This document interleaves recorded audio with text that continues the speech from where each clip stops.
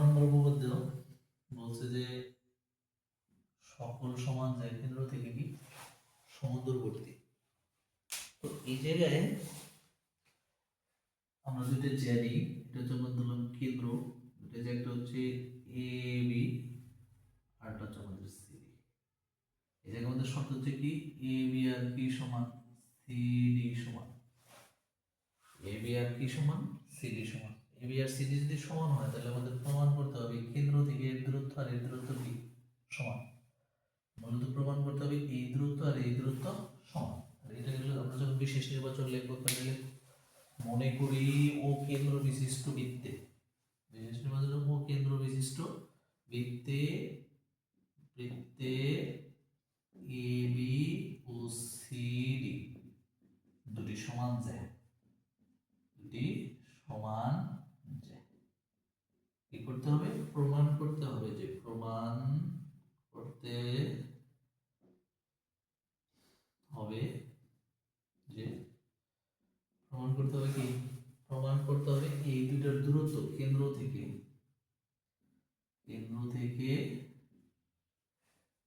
এই যে এটাই এবি ও সিডি সমদূরবর্তী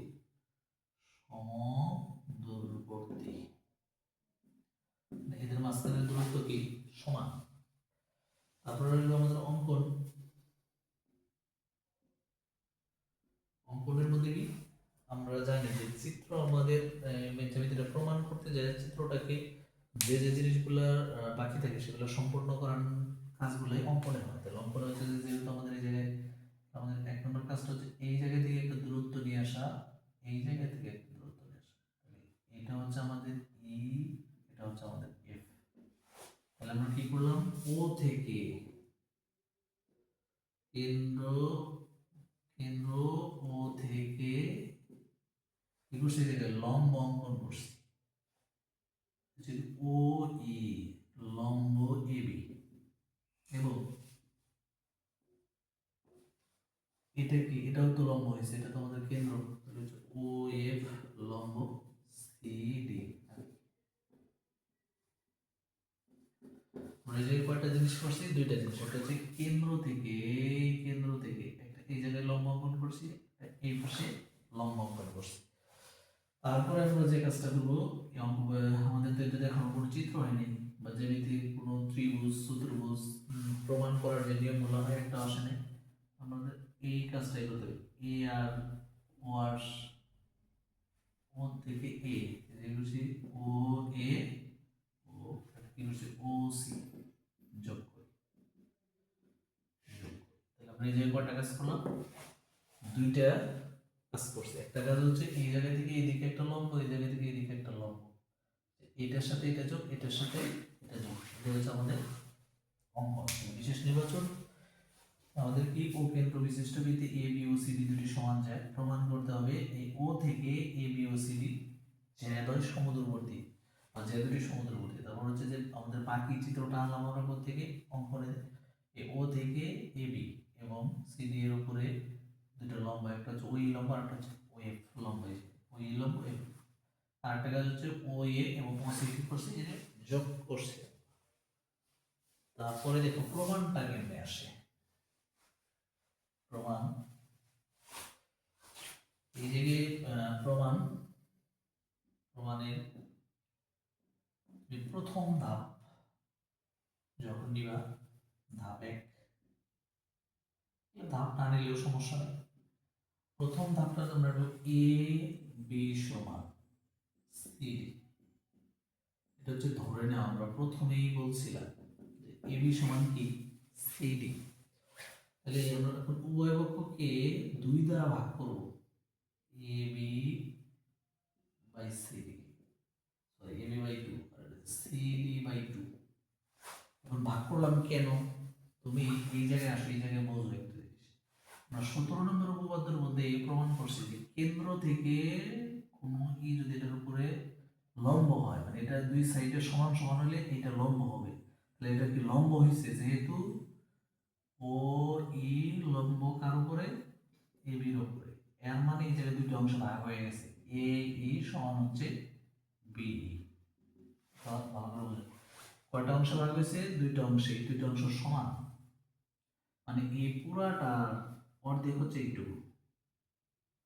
কারণ হচ্ছে কি, এই যেটা লম্ব হয়েছে এটা দুই অংশ যদি হয় তাহলে এটা লম্ব হয়, আর এটা যেহেতু লম্ব হয়েছে তাহলে এটা কি দুই অংশে ভাগ হয়ে গেছে।